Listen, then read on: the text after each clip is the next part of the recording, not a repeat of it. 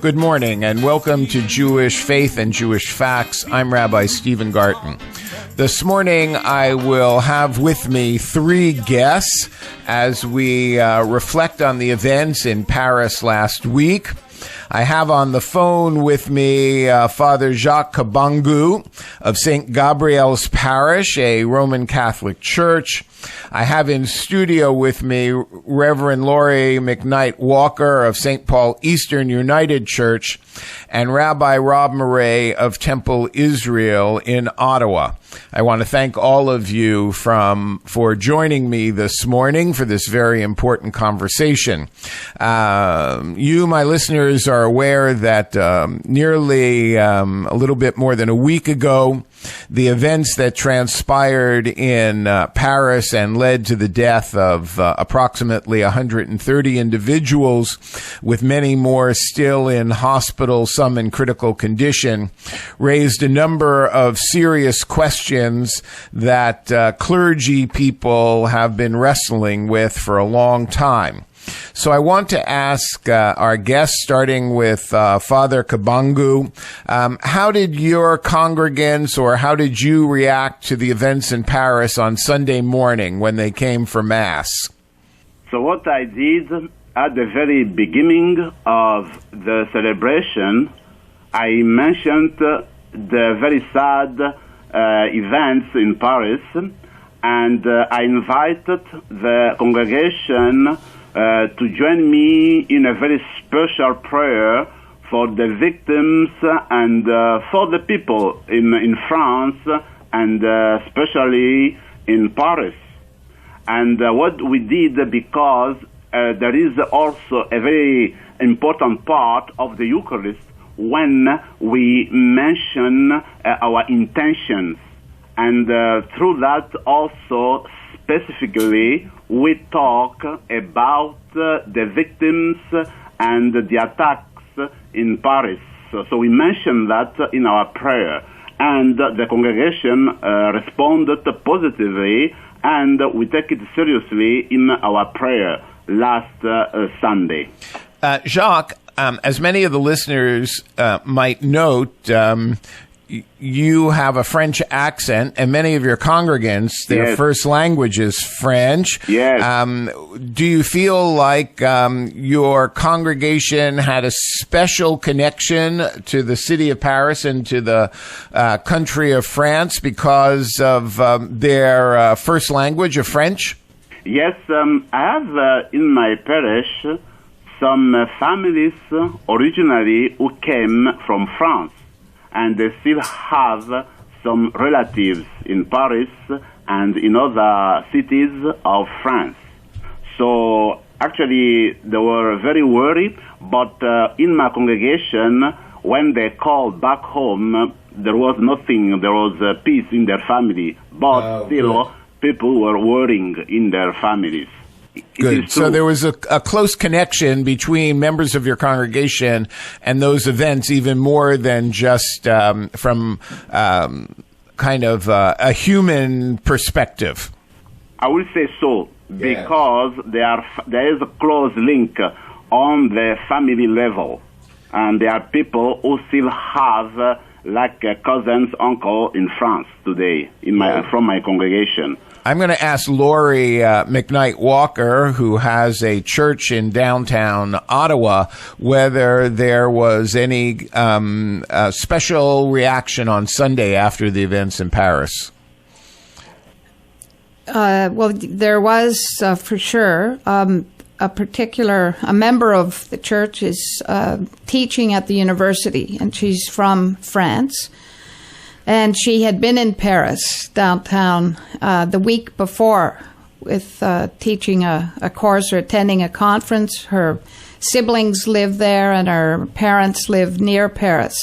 So she, I know, was particularly troubled and disturbed, and took a while to find out whether friends and family members were okay. So she had been at the vigil on the Saturday.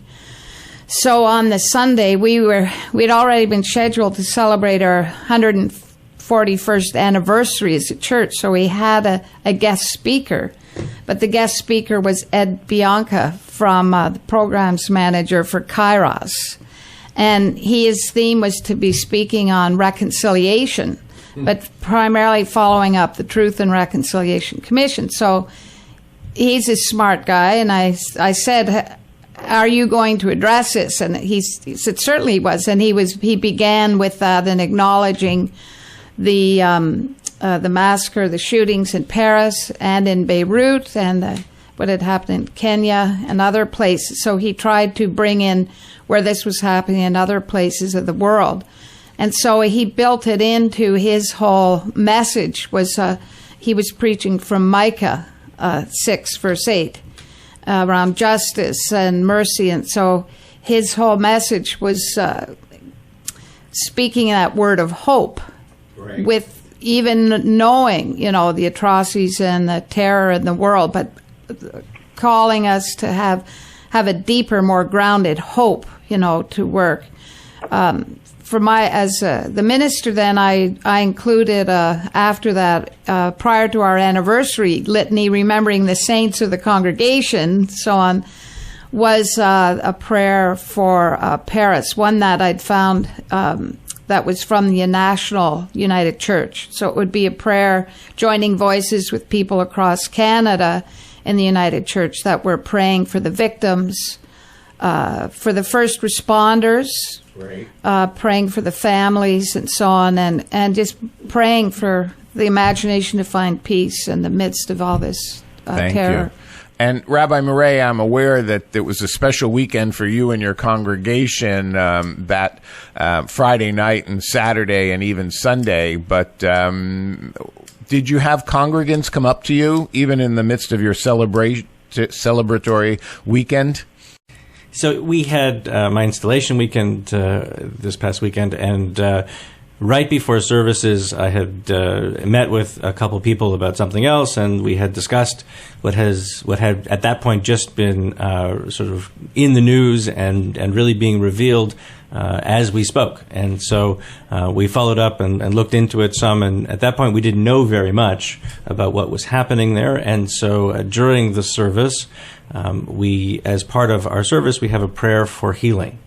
And so I included thoughts for not only the people who were injured, but also all those affected by terror around the world, and such. And as part of our liturgy, and as part of the balance of celebration, of celebrating not only the installation of me as the rabbi, but also having compassion and extending ourselves to those who need our help and who need our prayers for healing.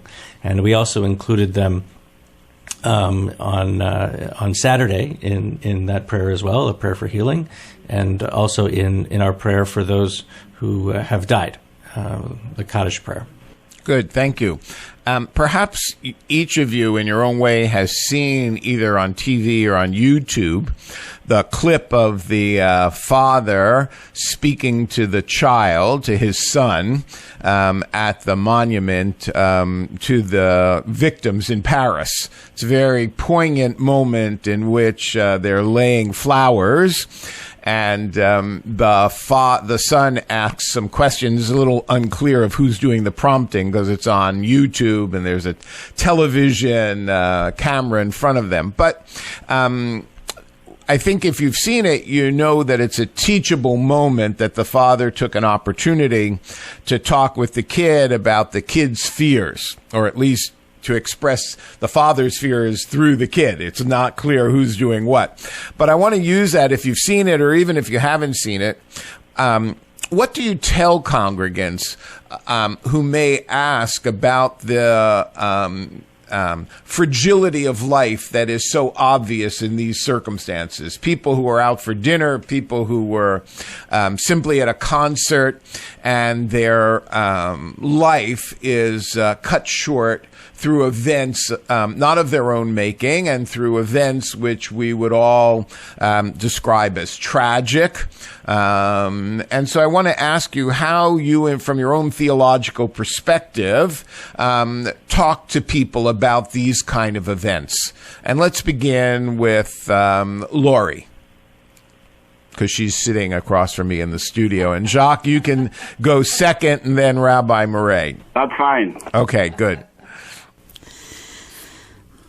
Well, the first approach I take is, of course, as a pastor, and then that is to be listening, to have a listening heart, to listen deeply to how the people are feeling and responding, and to have give them permission to express whatever they need to express. So if they're feeling if they're feeling anger, to express that, to get all that out of them, to acknowledge acknowledge their pain and their fear, because fear is such a palpable emotion that gets locked into your body. So it's allowing that to escape and to be out there, but to be able to let that go, and so try to sort of embody that, sort of the presence of God. God is having a loving heart to hear and receive this pain, to not shy away from that, but to try to affirm that certainly this chaos and tragedy and suffering are part of our reality, but to try to move into that deeper place of hope, and not being that we're not abandoned by God. Certainly to counter any theology that this is somehow caused by God, or why didn't God do something, as if God would fly in with his great hand or something. But that it's God's heart is being torn apart as well. And so it's as we touch each other with compassion, as we listen to each other deeply, it's how we strive to take hold of love, that deeper power of love that can heal and can move us forward and to bring peace. So it's but not allowing people to be isolated. Good. Thank you. Being together in this, so important. Good. So, do you think that there should be, I'm asking all of you, and then we'll get back to Jacques about my first question, but do you think there should be more coming together in some sort of manner amongst people of faith with regard to events like this? Yeah. I think that these moments provide us with the opportunity to join together with like-minded voices, to have the ability to have people who lead faith communities, to bond together, to express a common sense of hope, a common sense of resolution, resolute against these horrible acts, and a way for people in the communities to express their ideas and express their sense of solidarity with others who feel similarly. Jacques, do you want to jump in here on either the first question of how you help congregants who might have been members of your parish who might have been distressed in a theological sense by these events? Or I know that in your role with the diocese, you're very involved in interfaith, and perhaps suggesting how we could come together. Yeah, sure. The very first thing I should say, this event maybe is a call to all of us on a theological level to talk about the right image of God. Who is God? Now, when I consider the attacks in Paris, and I am sure those people think they are serving their God. What kind of God is this one? And it is possible that those people have been building up a wrong image of God throughout the years. And they feel like their God is with them against others. That their God calls for violence, for killing, for blood. And they feel comfortable with that. This, I remember, in the 19th century, even in the 20th century, with what we called the atheism movement. Those people were rejecting the atheist was rejecting the false image of God that was spread around the world by believers. A God who punishes people, a God who is pleased with the sufferings of the innocent, a God who is calling for revenge. So the atheists rebuked that image. So today, following that line, that God who is vengeful, who calls for violence, doesn't exist. There is not such a God. And now what I should say, it is the God we know, the God from the Bible, is the God who called for love, understanding, mutual understanding. So if we took that line of the atheists, we should at the same time reject that God of violence, in the sense that we don't miss that God. We don't know who is from. And for us, that God doesn't exist. It's why, normally, we should reject and denounce those attacks, those violence that bloody attacks. It's the way I can present it today to my congregation. Now, we are working for the right image of God. Those situations help us to clear out, to purify the image of God we have today. You know. So as you're speaking about that and suggesting that the terrorists and those who murdered people, who said that they did it in the name of God, did it in the name of the wrong God, or a God that doesn't exist. Yes. And this is kind of an open question to the three of you. Since these, it's hard to know what, let's call them terrorists. I think that's how the media sometimes refers to them.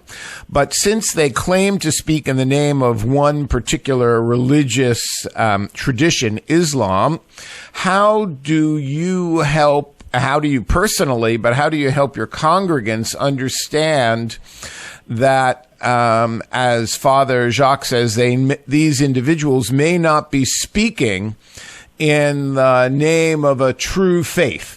I mean, I think that's one of the essential questions when people stand up, whether they're today or, as Father Jacques said, in earlier times, when others have stood up in the name of a particular religion and taken the name of those they thought were infidels or non-believers.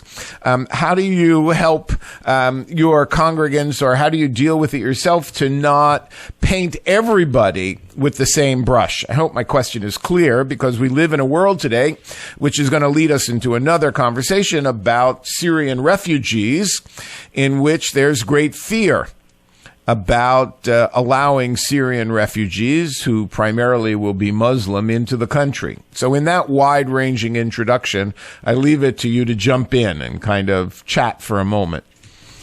I think the danger is that you paint everybody with the same brush, that you say that these were Muslim fundamentalists, and so therefore everybody who is a Muslim is the same. And I think that we have to be very careful, because in any faith group there are radical elements. I don't think any of us is immune to those.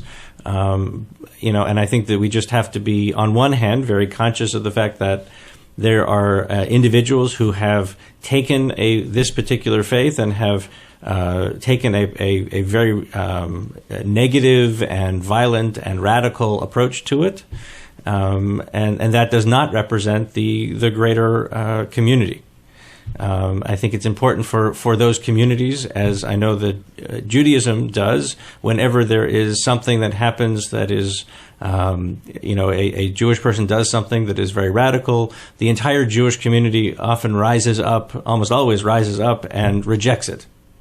And that is, that's pretty universal. And I think that in cases like this, that's also an important side to it, that the Muslim community also has to make their stand of where they see, how they see these fundamentalists and these radicals. And so it's on the other hand, we do have to be cautious of how we approach things like the Syrian refugee community, and our efforts at Temple Israel. We are hoping to do a private sponsorship for a Syrian refugee family, and we're hoping to be helped through that process by the various different agencies to make sure that the family that we are going to sponsor are truly refugees and truly are are aligned with our values of kindness and fellowship and love, and not the radical sides. Okay, thank you. Anybody else want to jump in? Yes, what I should say, it's very important to help people to get out of the confusion about Islam. What we are going through now, with that, it's very easy to take all the extremists or the radicalists, to put them to consider them as it was a mainstream of Islam. And the people have some difficulties to get to that. So we should, as said Rabbi Robert, I think we should be careful and try to get people to understand that the real Islam is for peace, is the one who tries to build a peaceful world and fraternity in the world. Recently, I was talking to a very friend, Muslim. I think he told me something very powerful. He said, those people, the extremists, actually they are hijacking Islam. I think it's a good way to say that, because what happened around the world is very easy to say, oh, this is Islam. Now, as leaders, we have this very delicate task to distinguish, to separate what is radical and what is the mainstream of Islam. I agree with Rabbi Robert that in all our religions we can find that ring of radicalism. It is true. So we have to work on that. It's very important to separate the things. That will help people for mutual acceptance and mutual understanding. As leaders in your communities, 3 different denominations in a sense, how much do you feel you're responsible for clarifying the difference between radical Islam or fundamentalist Islam that may lead to these kind of events, and what since you represent mainstream North American religions, there is a mainstream North American worldwide Islam. How much do you feel responsibility for clarifying what is true Islam, so that your congregants don't feel confused and perhaps led down a road that what they see in the news is Islam? Is that a clear question? I'm really asking what your responsibility is as leaders, though you're not members of, none of us are, of the Islamic faith. So, as a leader in the Christian church, I feel it is important to make the distinctions and to bring that clarity. I can't bring the details. I'm not an expert in Islam by any means, but would want to point people to listen to those voices of the moderate voices in the world, but within Canada and within Ottawa. So if there are interfaith dialogues, to ensure that they support those, encourage people to be part of those. In my own preaching, when there's an opportunity, because we're Jewish, Christian, and Muslim, we share many of the same teachings and the prophets, and so try to draw the similarities, like we are worshiping the same God. And so, to let people know Mary and Jesus would be important to the people in Islam, and to model that respecting. The other aspect I think is really important is about nurturing friendships, to get out of this sort of this silo mentality. My own church has had a long history of being part of Interfaith Sandy Hill, which needs to be reignited again, where we met monthly. This started after 9/11, and so where there was lots of learning and knowledge, and some of the people involved in that have got older, and they're looking for the younger generations to step forward. And so it's about nurturing those friendships and understanding on the ground, and that's so vitally important, particularly as refugees come here. Good. So, Rabbi Morais, do you want to add something as we get close to the end of our time? I think it's very important to model that. I think we have to be very careful of the discourse that we use, the way we talk about these terrorists, the way we talk about Muslims in general, and to make sure that we have opportunities to invite those representatives of the mainstream of Islam into our communities for dialogues and speaking opportunities and learning opportunities, so that we actually can interface and interact with each other. And the more bridges and connections that we have with the mainstream Muslim community, the easier it is to dispel some of these myths.